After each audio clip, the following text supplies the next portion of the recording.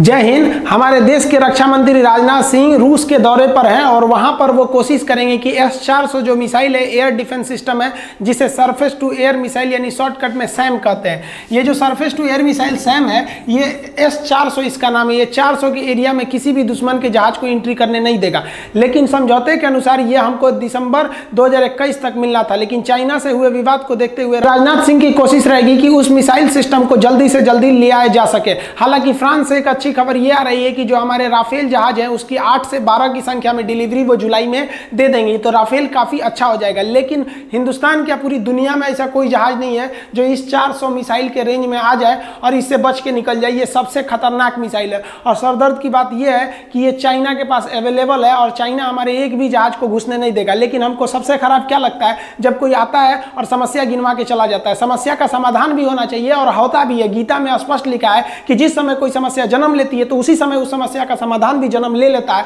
बशर्ते आप कितने सजग हैं, आप कितना जल्दी ढूंढ लेते हैं उस समाधान को। चलिए हम समझते हैं कि S-400 जो दुनिया को नाकाम कर सकता है, क्या हम इसे नाकाम कर सकते हैं? बिल्कुल कर सकते हैं। देखिए, मेरा मानना है कि दुनिया का कोई हथियार खतरनाक नहीं होता है, इंसान का माइंड खतरनाक होना चाहिए। माइंड से आप सब चीज को हरा सकते हैं। देखिए, ये S-400 जो मिसाइल है ना, इसकी सबसे बड़ी खासियत क्या है, इसे पूरा वर्टिकल रहता है, सीधा खड़ा रहता है। सीधा वर्टिकल होने की वजह से आप किसी भी डायरेक्शन में आएंगे, इसको मारने में कोई दिक्कत नहीं है। जैसे मान लीजिए जैसे झुका हुआ है और जहाज इधर से आ गया, तो ये ऐसे नहीं ना मार पाएगा। तो रूस ने बड़ा सोच समझ के इसे वर्टिकल बनाया, यानी 360 डिग्री ये कहीं भी मार सकता है। इसका जो रडार सिस्टम है वो 400 किलोमीटर के एरिया में किसी भी जहाज पर हमला कर सकता है। अब चाइना ने इस सिस्टम को लद्दाख, अरुणाचल और सिक्किम के एरिया में तैनात कर रखा है। ये जो S-400 मिसाइल सिस्टम है, एक साथ 36 जहाजों को मार देगा। अब ये बताइए ना, एक साथ 36 जहाज को मारेगा, हमारा एक स्क्वाड्रन ने उड़ा दिया यहाँ पे। और हकीकत भी हमारी जहाज नहीं लड़ पाएंगे, लेकिन हमारे अपने जहाजों को नहीं भेजना है कि जाके मरो इनसे, हमको मार देना है इन ससुरों को। ये किसी भी जहाज के पीछे पड़ जाता है ना तो छोड़ ही नहीं सकता है। जहाज जिधर भी भागेगा उसमें रडार लगा हुआ है,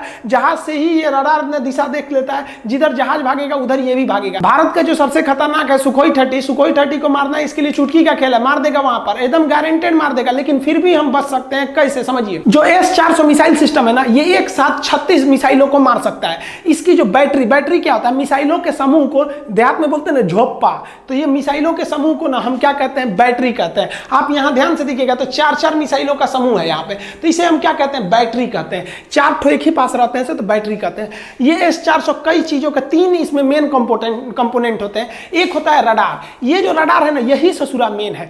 ये जहाजिया को देखता है या मिसाइल को देखता है कि क्या आ रहा है, और 400 के रेंज में कुछ भी आएगा ये तुरंत कंट्रोल सिस्टम को बोलेगा। कंट्रोल सिस्टम को कहेगा कि देखो आ रहा है वहां पे, इतना स्पीड है, इतनी ऊंचाई है। कंट्रोल सिस्टम इस मिसाइल को कहेगा कि तुम मार यहां से।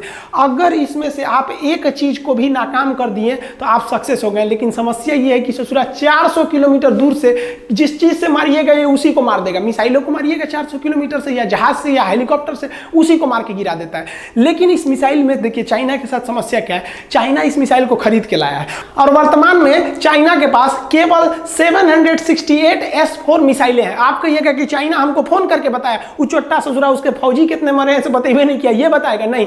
हमने इसे रसिया के डाटा पर चेक किया कि रसिया ने चाइना को कितना बेचा है, तो इतना बेचा है। इसलिए अगर हम लोग चाइना का ये 768 मिसाइलें हैं, इनको अगर हम बर्बाद कर दे तो सक्सेस हो जाएंगे। देखिए, ये एक साथ ससुरा 36 जगह पर हमला करता है। इस S-400 मिसाइल का सबसे खतरनाक जो है ना, इसका रडार है। 400 का मतलब ही होता है 400 किलोमीटर मारक क्षमता का। लेकिन ये डरिए नहीं, रूस ने जो चाइना को दिया है उसकी मारक क्षमता 400 किलोमीटर नहीं है, क्योंकि एक अंतरराष्ट्रीय संगठन है MTCR, missile technology control realm. इसके अनुसार जो इसका सदस्य है उसको 300 से ज्यादा मारक क्षमता की, 300 किलोमीटर से ज्यादा मारक क्षमता की मिसाइलें दे सकते हैं। लेकिन जो इसका सदस्य नहीं है उसको 300 किलोमीटर से ज्यादा मारक क्षमता की मिसाइल नहीं दे सकते हैं।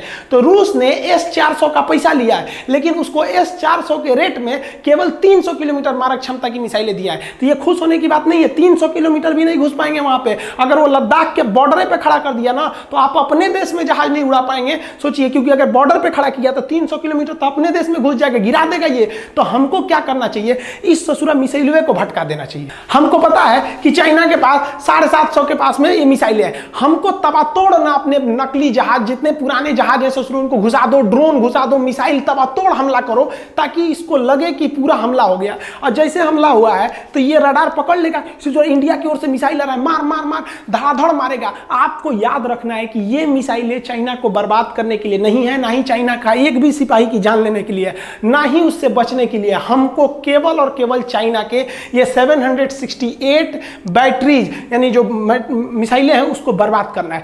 एक बार जैसे ये खत्म हो गया, हमारी जहाजें घुस सकती है चाइना के अंदर में, फिर कोई नहीं रोक सकता है। लेकिन अगर आप ये सोचते हैं कि S-400 की उपस्थिति के बाद भी आप घुस जाएंगे, तो नहीं घुस सकते।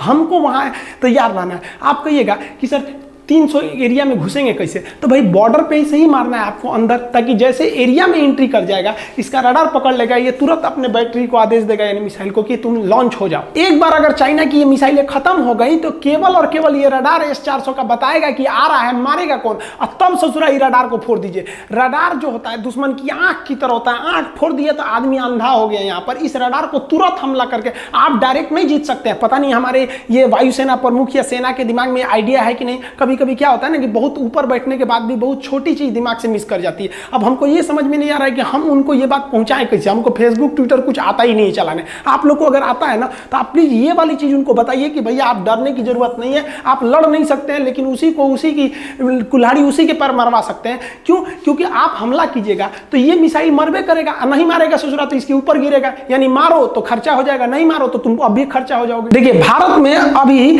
आकाश नाम का सरफेस टू एयर मिसाइल यानी सैम मिसाइल है। ये मिसाइल जो है ज्यादा दूर मारक क्षमता का नहीं है, ये 30 से 60 किलोमीटर के एरिया में गिरा के मार सकता है, लेकिन ये ज्यादा खतरनाक है। खतरनाक किस लिए? देखिए इसके कुछ स्पेसिफिकेशन है जिसको आपको समझना पड़ेगा। ये जो सैम मिसाइल आकाश, इसका 3 सिस्टम है। एक कंट्रोल यूनिट है और इसमें राजेंद्र रडार है। ये राजेंद्र रडार एक साथ 64 टारगेट को मार सकता है। और याद कीजिए आप S-400 को, वो एक साथ 36 को मार सकता है, ये एक साथ 64 को मार सकता है। ये कितना खतरनाक है, लेकिन इसकी रेंज कम है। आइए इसका कंट्रोल यूनिट है। और इसमें सबसे बड़ी खासियत क्या है ना कि ये जो आकाश मिसाइल है इसके अंदर में रडार नहीं लगा है। इसको पता ही नहीं है कि हमको जाना कैसे है। ये अगर किसी दुश्मन के जहाज के पीछे जाता है तो ये रडार सिग्नल छोड़ता ही नहीं है, तो उस जहाज को भी नहीं पता चल पाता है कि भैया हमारे पीछे कोई रडार का सिग्नल छोड़ रहा है।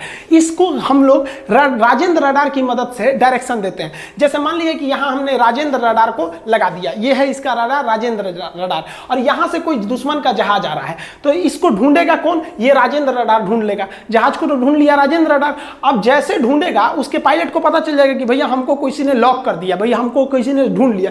तो और यहां पर हमने तैनात कर देंगे अपना आकाश मिसाइल। तो बताइए ये तो हिट हुआ, इसको पायलट को पता है कि हमको यहां से खतरा है। पायलट भागना सोचेगा तो ये राजेंद्र रडार के पास मिसाइल थोड़ी है, ये सीधे अपने कंट्रोल यूनिट को भेजेगा कि भाग रहा है इधर, और कंट्रोल यूनिट कहेगा आकाश को, ये जाके आगे से मार देगा।